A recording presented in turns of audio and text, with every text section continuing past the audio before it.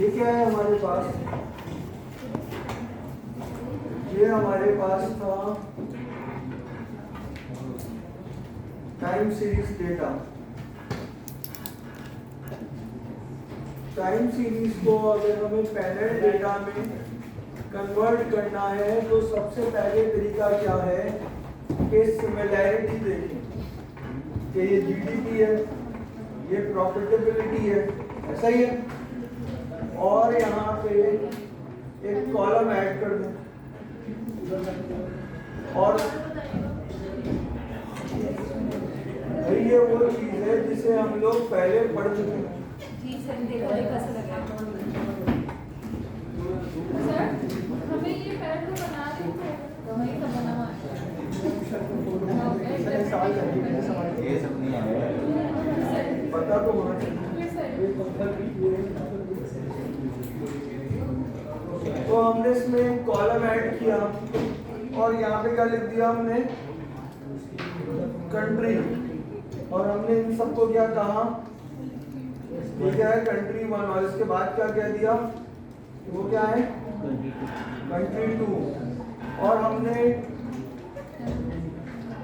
GDP के column को एक में मर्ज कर दिया, दूसरे को हमने क्या दे दिया, कंट्री 2 का नाम। इसी तरीके से हमने प्रॉफिट के कॉलम को दूसरे में मर्ज कर दिया। अब अगर मैंने ये कर लिया तो ये कॉलम और ये कॉलम मेरे पास रिडंडेंट हो गए। मैंने इन्हें क्या किया, डिलीट कर दिया, और ये डिलीट करने के बाद मैंने ये देखा कि इसका और इसका कोई कॉमन चीज मौजूद नहीं थी, ये दोनों जगह सेम था। तो मैंने क्या किया, इसे कॉपी किया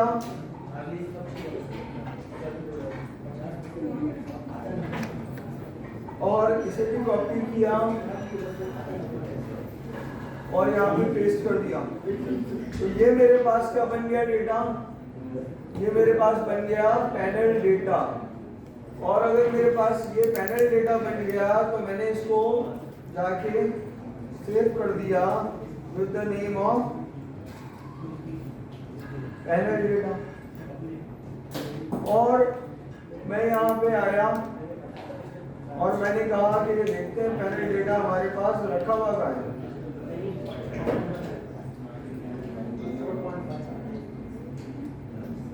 ये मुझे पैनल डेटा यहाँ पे रखा हुआ भी मिल गया और मैंने इसे ड्रैग करके ड्रॉप कर दिया। और इसने क्या किया, इसने मुझे यहाँ पे पैनल डेटा ही दे। मैंने कहा मैं जानना चाहता हूँ प्रॉफिटेबिलिटी का इम्पैक्ट। अच्छा, मैंने इसका नाम चेंज करना भूल गया। मैं जानना चाहता हूँ प्रॉफिटेबिलिटी का इम्पैक्ट ऑन एसेट्स।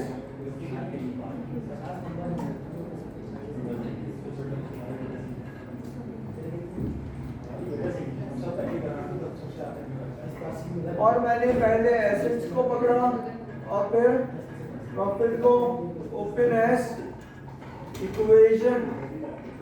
और जब मैंने ये किया तो इसने मुझे क्या दिया, यहाँ पे इसने मुझे दिया, ये कह रहे हैं पार्शियल पीएलएस, ठीक है।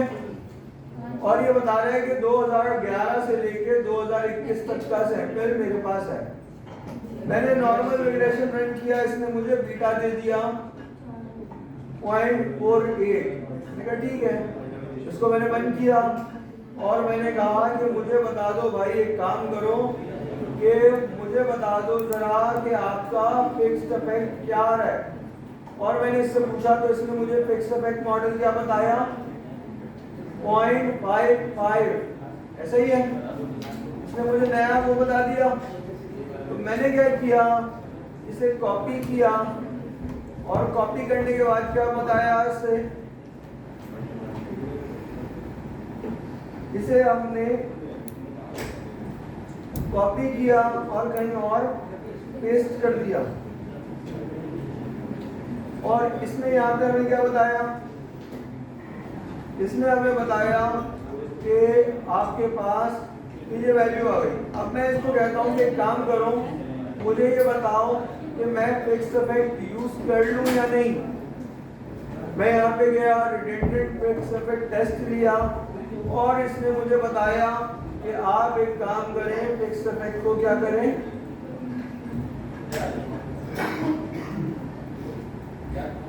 इसने मुझे बताया कि आप फिक्स्ड इफेक्ट को यूज कर लें।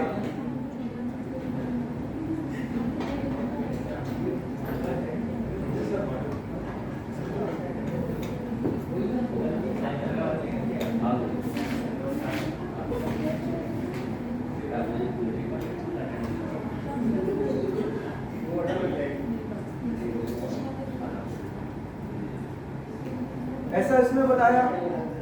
इसने कहा कि आप यहाँ पे फिक्स इफेक्ट को यूज कर लें। चलो अच्छी बात है। फिर मैंने कहा इसे हमने क्या करना है, बंद। इसे हमने बंद किया और हमने कहा कि जरा रिडंडेंट इफेक्ट पे चले जाते हैं और देखते हैं कि ये क्या कह रहा है। इसने कहा कि फिक्स इफेक्ट पे क्या करो, रैंडम क्रॉस सेक्शन रैंडम कर दो। यहाँ पे आए और हमने कहा कि क्या बता रहे हैं आप,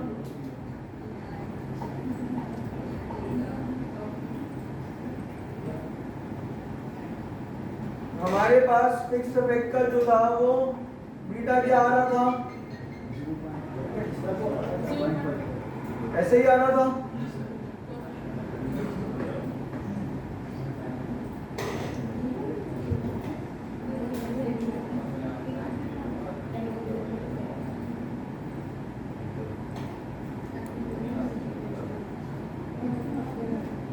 अब इसने क्या किया, हमें रैंडम इफेक्ट बताना शुरू कर दिया। इसका बीटा क्या दिया इसने, 0.48। और ये क्या कह रहा है, ये कह रहा है रैंडम इफेक्ट यूज ना करो, ऐसा ही है। अब मुझे क्या करना है, मुझे यहाँ पे जाना है prop fixed effect random effect और मैंने यहाँ कहा हॉसमैन टेस्ट। इसने क्या किया, मुझे ये चीज दे दी, मैंने इसे भी कॉपी किया और इसे क्या किया, इसे कॉपी करने के बाद मैंने इसे जाके पेस्ट कर दिया। इसने क्या कहा कि आपका रैंडम इफेक्ट का टेस्ट क्या बता रहा था कि डेटा क्या आना चाहिए, 0.48 और फिक्स्ड इफेक्ट क्या बता रहा था, 0.55। क्या यही बता रहा था? इसने वो दोनों वैल्यूज बता दी और साथ में एक ये वैल्यू एडिशनल दे दी। ये वैल्यू अगर 0.05 से कम हो तो क्या आएगा,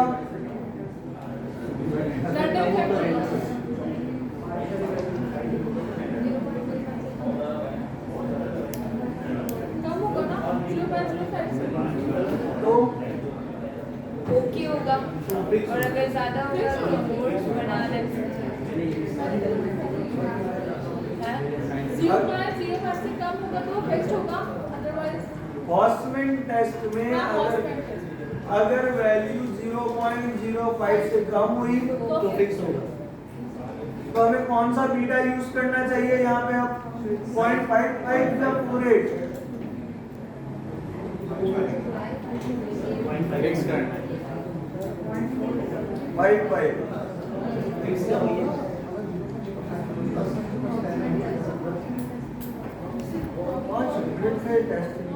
सबसे ज्यादा ये वाला टेबल हाँ बेटा इसमें इसने क्या बता दिया, फिक्स इफेक्ट का ये बता दिया रैंडम का। अब ये क्या है, फिक्स यूज करोगे तो रैंडम बीटा तो दोनों बता दिए ना। अब आप इसको देख लो, अगर ये 0.05 से कम है तो फिक्स वरना रैंडम। सर इसकी इंटरप्रिटेशन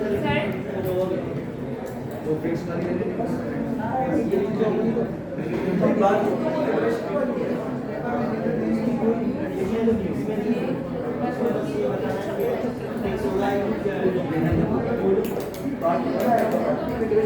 आपको एडजस्ट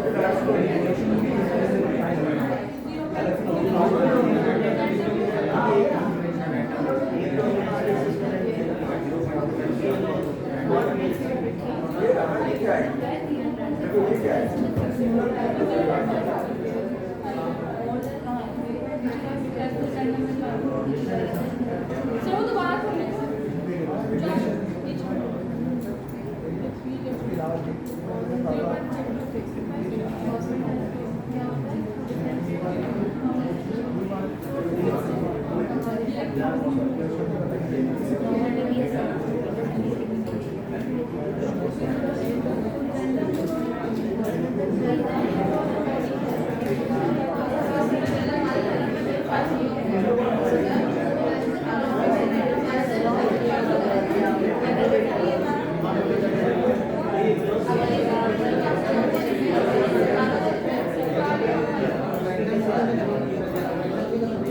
एक क्रॉस सेक्शन उसकी है जो मान लो मैं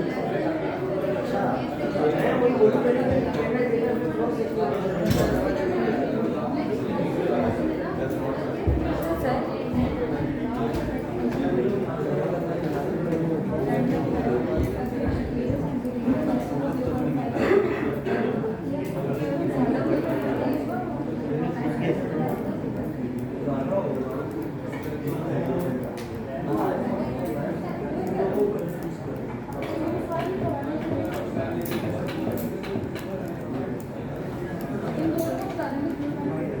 नहीं देखो प्रॉब्लम पता ही क्या है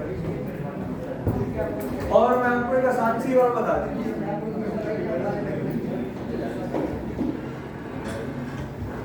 आप लोग ये कंफ्यूज हो रहे होंगे कि मैंने आपको यहाँ पे कहा कि 0.05 से कम है तो फिक्स और आप लोगों ने कहीं ना कहीं ये लिखा होगा 0.05 से कम है तो रैंडम ऐसा है तो मैं आपको बता देता हूँ कि ये कंफ्यूजन होती क्यों ये कंफ्यूजन होती क्यों बेटा देखो 3 टेस्ट ठीक है टेस्ट कितने 3 एक है आपके पास फिक्स अफेक्ट टेस्ट सही है इसे सामने देख लो पहले fix affect test if less than 0.05 use fixed affect फिर आता है random affect test if less than 5 use random effect 0.05 बेटा दोनों में फर्क ये है कि दोनों टेस्ट ही अलग है ना अच्छा ओके अलग अलग सिंपल एक सिंपल मैं यही बताना चाह रहा हूँ कि तुम लोग कर क्या रहे हो तुम लोग ये कर रहे हो कि कह रहे हो 0.05 से कम होगा तो फिक्स अफेक्ट है या 0.05 से कम होगा तो रैंडम अफेक्ट है ये नहीं है ये तो देखो कि कौन से टेस्ट में 0.05 से कम है गेटिंग ये दोनों सेम नहीं होना टेस्ट ही अलग हो गए केस तो एक ही है वहां पे भी लेस है वहां पे भी लेस है हाँ तो लेस देन 0.05 तो कहीं पे कुछ भी हो सकता है अच्छा अब आया हमारे पास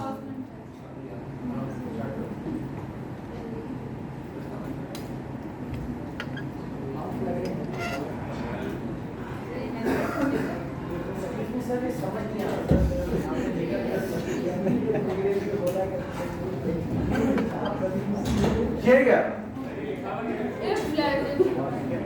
अब ये जो आप लोग कह रहे हो कि 0.05 से कम हो तो फिक्स होगा या रैंडम तो भाई 0.05 से कम पे भी फिक्स हो सकता है 0.05 से कम पे रैंडम भी हो सकता है ये तो डिपेंड कर रहा है कि आप कौन सा टेस्ट यूज कर रहे हो सर पर इन द हॉर्स में अंदाज है कि हमें बेटा देखो इस केस में अगर आपने फिक्स्ड अफेक्ट रन किया और 0.05 से कम है तो इसका मतलब है कि फिक्स सही है लेकिन अगर आपने रैंडम यूज किया और आपका 0.05 से कम आ गया तो इसका मतलब फिक्स नहीं है इसका मतलब फिर रैंडम है आप लोग ये वाली बात देख रहे हो कि ये सेम है अलग-अलग टेस्ट ऐसा है ये भी तो देखो टेस्ट कौन सा है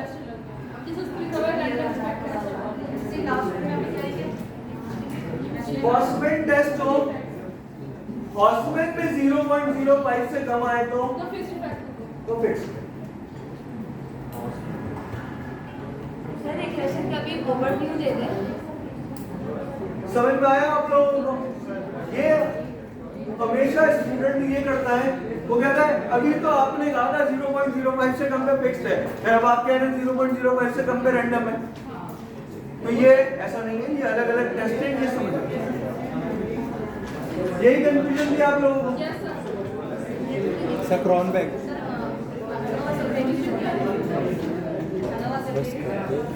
करते हैं, समझ में आ गया आपको? बस ये इतनी सी बात है। सर रिग्रेशन का भी खुद से रिव्यू दे दें।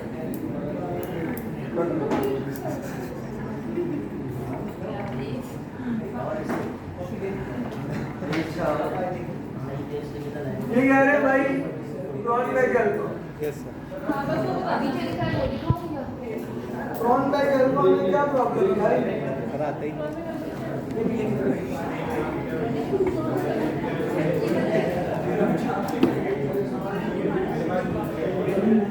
ये एक डेटा है, इस डेटा में मेरे पास कुछ वेरिएबल्स हैं CS1 2 3 4। मैं ये जानना चाहता हूँ कि ये रिलायबल है या नहीं है।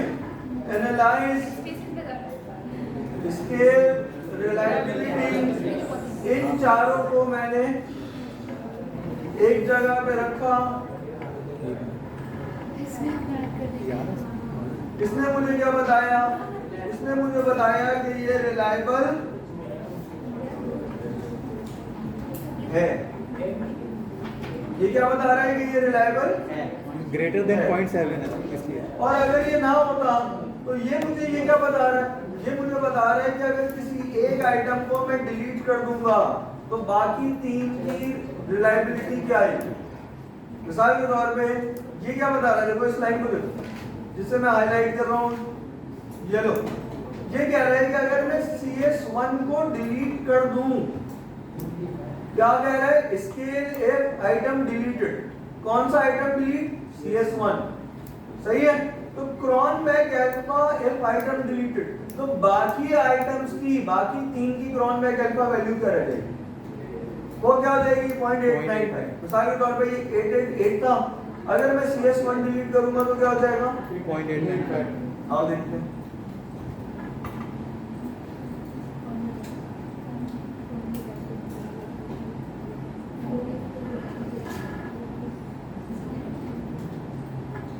आ गया 0.895। That's it. सर अगर यहाँ पे लाइक 0.8 तो सूटेबल है, बट अगर यहाँ पे 0.6 है तो what will be the reason कि हमारी इंटरप्रिटेशन क्या लिखेगी? तो हम आइटम डिलीट कर देंगे ना। इंटरप्रिटेशन क्या होगी? Just tell me the proper line कि ये होगी तो ये आपके लिए एक्सेप्टेबल होगी। इंटरप्रिटेशन ये है कि अल्फा वैल्यू उसकी 0.7 से कम है, इसका मतलब है मिसाल के तौर पे अल्फा वैल्यू 0.61 आ जाता है, तो इसका मतलब है कि इसका जो इंटरनल कंसिस्टेंसी है वो 61% है। और अगर ग्रेटर है तो we have to write the देखो रीजन एज वेल। एक बात समझ लो, इंसान मुख्तलिफ टाइप सही है। अल्लाह ने हम सबको मुख्तलिफ बनाया, हम सबकी आंखें मुख्तलिफ है एक दूसरे से, लेकिन एक इंसान की दो आंखें आपस में तो मिलनी चाहिए, और अगर वो आपस में नहीं मिलेंगी तो प्रॉब्लम है। किसी और से मिले ना मिले, आपस में तो मिलनी चाहिए। अब ऐसा हो कि एक इंसान इस डायरेक्शन में देख रहा है, दूसरी आंख इस डायरेक्शन में देख रही है, तो अब आप क्या कहोगे? इनकंसिस्टेंट ऐसा ही है। तो ये प्रॉब्लम है। इसका मतलब है कि मेरा डेटा एक डायरेक्शन में जाना चाहिए। अगर एक मेरा डेटा एक आइटम, एक वेरिएबल का एक डायरेक्शन में जा रहा है, दूसरा आइटम दूसरे डायरेक्शन में जाता है, तो क्या मैं इस डेटा पे रिलाई कर सकता हूँ? नहीं। तो बस ये यही देखना चाह रहे हैं कि एक आइटम दूसरे आइटम से कितना कंसिस्टेंट है। अगर 0.7 है तो इसका मतलब है कि कम से कम 70% कंसिस्टेंट है। 0.7 से भी ग्रेटर होना चाहिए ना, ग्रेटर देन 0.7।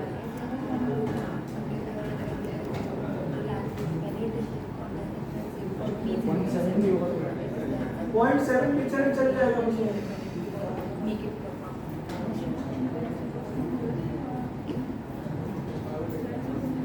समझ में आया आप लोगों को? Yes sir. और क्या पूछना चाह रहे भाई? और क्या पूछना है? सर रिग्रेशन का क्विक सा रिव्यू।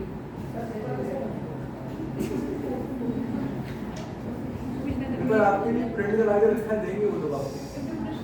क्लास से अभी देंगे, आज दे रहे चलो बेटा ये भी एक पेपर कर दे दे क्या है? खाली पेपर है, इसका paper leadership is a skill. Sample पढ़ा, सैंपलिंग टेक्निक, सैंपल साइज पढ़ा, फिर हमने क्या पढ़ा? Exploratory factor analysis. फिर क्या पढ़ा हमने? ईएफए के अंदर इटसेल्फ चीजें हैं, रोटेशन वगैरह ये सारी चीजें पढ़ी है ना आपने। इसके बाद हमने क्या पढ़ा हमने रिग्रेशन पढ़ा। रिग्रेशन में काफी चीजें थी जिसके अंदर जो है वो उसकी असम्पशंस थी, लीनियरिटी थी, इसके बाद मल्टीकोलिनियरिटी थी, ऑटो कोरिलेशन था, ऐसी सारी चीजें पढ़ी थी। इसके बाद हम लोगों ने क्या पढ़ा कि हम लोगों ने पढ़ा structural equation model. Structural equation model में आप लोगों ने क्या पढ़ा? स्ट्रक्चरल इक्वेशन मॉडल में आप लोगों ने वो पढ़ा कल देख रहे थे हम लोग पार्शियल और वो फुल। कल पढ़ा था कि हमने पढ़ा था वो हमने कल, सही है। इसके बाद हम लोगों ने क्या पढ़ा? इसके बाद हम लोगों ने ईएफए वो एसईएम के बाद पढ़ा सीएफए। सीएफए में क्या पढ़ा? डिस्क्रिमिनेंट और कन्वर्जेंट वैलिडिटी पढ़ी, ऐसा सब पढ़ा हमने। यस सर पढ़ा। और इसके बाद हम लोगों ने क्या पढ़ा? इसके बाद हम लोगों ने वन वे अनोवा पढ़ा। मेरी वन वे अनोवा कौन सा? अच्छा वो वाला था बोन साइड बोन से रन। हाँ वो वही वाला टर्की है, और कौन सा इसमें दो टेस्ट हैं, जिसके अंदर मीन्स को कंपेयर कर रहे थे।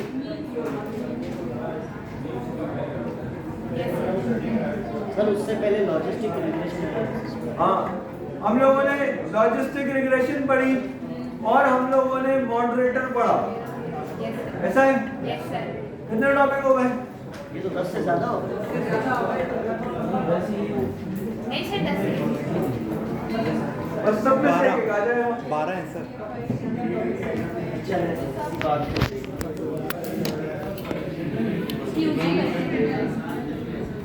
तो इसमें क्या प्रॉब्लम?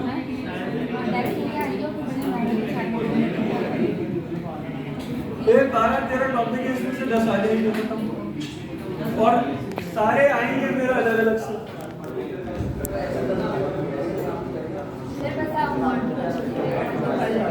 मॉडरेटर पढ़ा था आप लोगों ने? पढ़ा था मीडिएटर मॉडरेटर को जो आपने लिंक पर करके सिखाती है मॉडरेटर। आप लोगों ने ये भी पढ़ा कि मॉडल को कैसे आइडेंटिफाई करें। याद है हमने अपना पेपर बस यार वो वाला बताया था ना कि लॉजिस्टिक रिग्रेशन पढ़ी आप लोगों ने। तो डिलीट कर देंगे अगर एक टॉपिक होगा फिर रिग्रेशन अप्लाई कर देंगे, फिर अगर जीरो लॉजिकल होगा तो मीडिएटर होगा। इसमें हम लोगों ने लॉजिस्टिक रिग्रेशन भी लिखे हैं।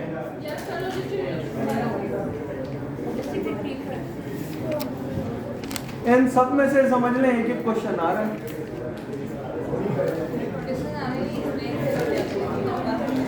आप मुझे बताएं सर आपने पढ़ाई कि आपने स्टार्टिंग बताया कि आपने पढ़ाई की वो सब भी है। सर जाता हूँ रिग्रेशन कहाँ मैं गया हूँ? रिग्रेशन में ही गया हूँ ना, तो कोई नई चीज है नहीं। रिग्रेशन की एक टाइप है बाइनरी लॉजिस्टिक। तो मेरे पास यहाँ पे जो वो बन रहा है वो क्या है? लेट्स से जेंडर ले लिया मैंने,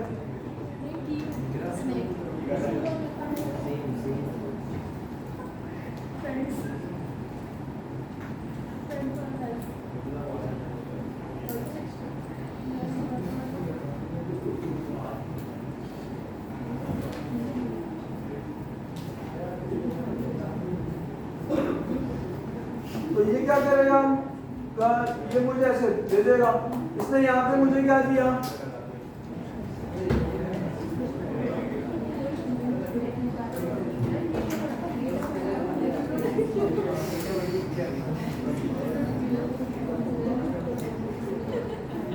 देखो इसने मुझे एडजस्टेड आर स्क्वायर का टेबल ऐसे ही होता था, इसने मुझे क्या दिया कॉक्स एंड स्नेल नेगल करके, मैं ये वाला यूज कर लूंगा। और इसने मुझे बीटा वैल्यू में नॉर्मली कहां से ले रहा होता था, यहां से, ऐसा ही है। इसमें मैं क्या कहां से लूंगा,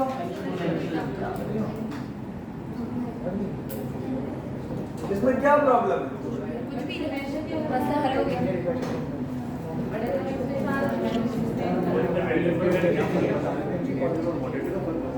सर इसमें आपने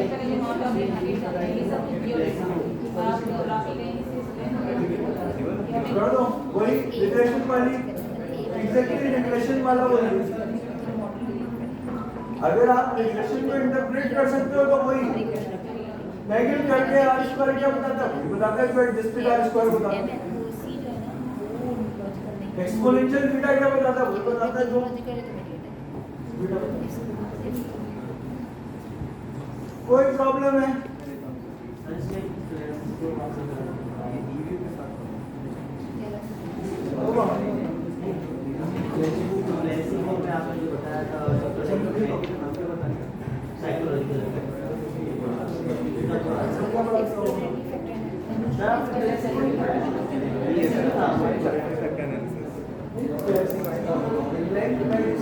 किसी टॉपिक से बात चल रही होगी उसकी एग्जाम्पल आ गई, मुझे याद थोड़ी रहता मैंने किसको क्या एग्जाम्पल देना, अगर कुछ भी प्रॉब्लम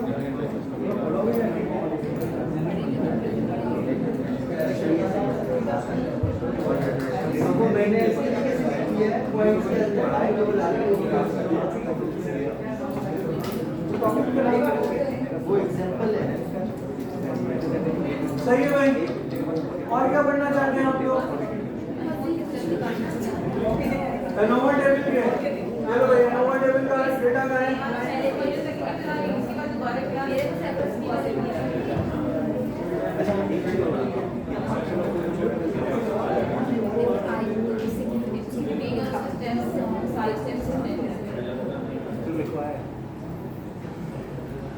देखो मैं ये जानना चाहता हूँ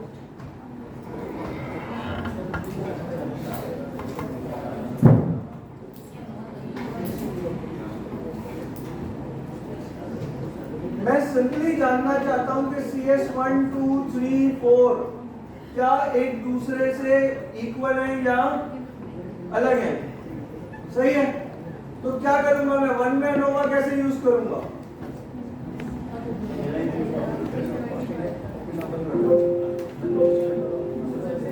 क्या फैक्टर नहीं होगा ना, डेटा होगा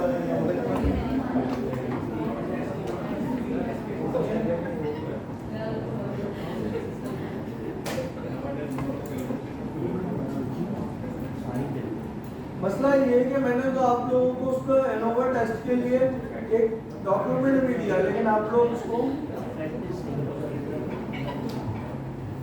लिखना नहीं चाह रहे। ये क्या है, आप लोगों का अपना मसला है। देखो हम ये कहते हैं कि 3 टाइप के लोग आ गए, 1 2 3। इसमें से कौन था, एक वो लोग थे जो नॉर्मल थे, एक वो थे जो जिन्हें मायोटिक डिसऑर्डर था, और एक और कौन थे जिन्हें कोई और सा डिसऑर्डर था। मैं ये देखना चाहता हूँ इन तीनों में कि ब्लड सैंपल में कैंप लेवल इक्वल होता है या नहीं होता। तो मैं ये टेबल, ये डेटा लिया और मैं इस डेटा का क्या करूंगा, इस डेटा को SPSS में ऐड कर दूंगा।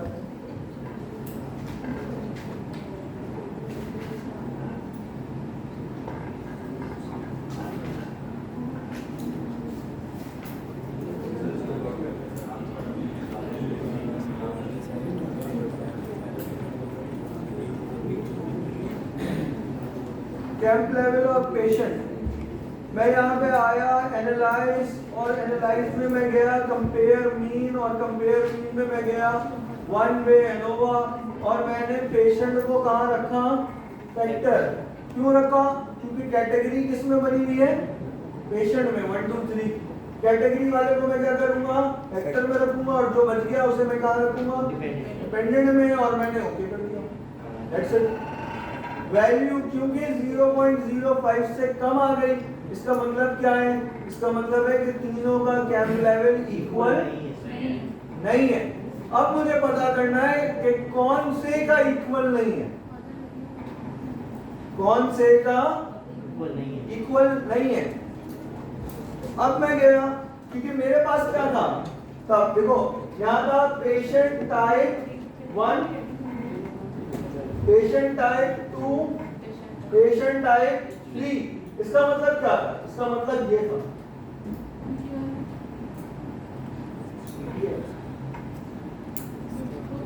बेटा ऐसे बोलोगे ना, ले जाएंगे हम लोग, मेरे प्रेस कॉन्फ्रेंस करनी पड़ेगी।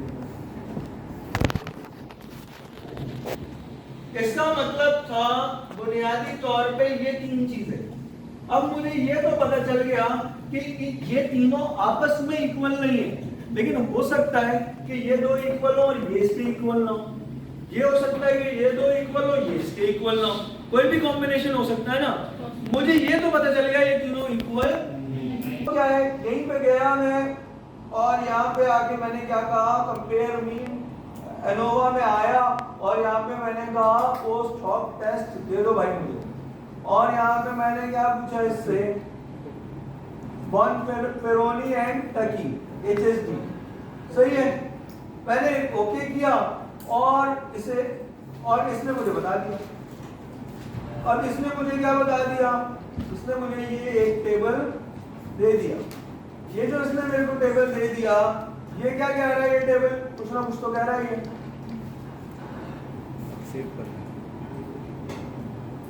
ये टेबल हमें कह रहा है कि 0.05 से कम का मतलब क्या होता है कि दोनों इक्वल नहीं है। तो 1 और 2 कौन सा था भाई, ये 1 और 2 का क्या 0.05 से कम है या नहीं। तो इसका मतलब है कि ये कह रहा है कि इसके अंदर से ये बराबर नहीं, ऐसा ही है। अब देखो 1 और 3 0.05 से ज्यादा है, इसका मतलब है कि ये वाला बराबर है, ऐसा ही है। अब ये क्या कह रहा है, 2 और 3 की वैल्यू क्या है, 2 ये रहा और 3 ये रहा, तो इसकी वैल्यू क्या है 0.16। तो ये कह रहा है कि 2 और 3 भी बराबर नहीं है। तो ये क्या कह रहा है, ये कह रहा है ये बराबर नहीं है, ये बराबर नहीं है, लेकिन ये दोनों इक्वल। ये यही कह रहा है ना कि ये दोनों इक्वल है, ये दोनों इक्वल नहीं। बस इतनी सी बात है। अब इसका आंसर क्या लिखोगे? डिपेंड करता है क्वेश्चन क्या है बेटा। अब आप रिकॉम्बिनेशन बना लो कि क्या पूछा जा सकता है। अगर आपको इतनी सी बात पता है तो आप इसको सॉल्व कर सकते हैं। तो इंटरप्रिटेशन यही तो है, और क्या है इसका, मुझे क्या पता है कि क्वेश्चन क्या है। फिर क्या देनी होगी, सपोज सही बता दें और भाई यही होगा कि पूछ लेगा कि बराबर है नहीं है, कब यूज करते हैं, क्यों यूज करते हैं।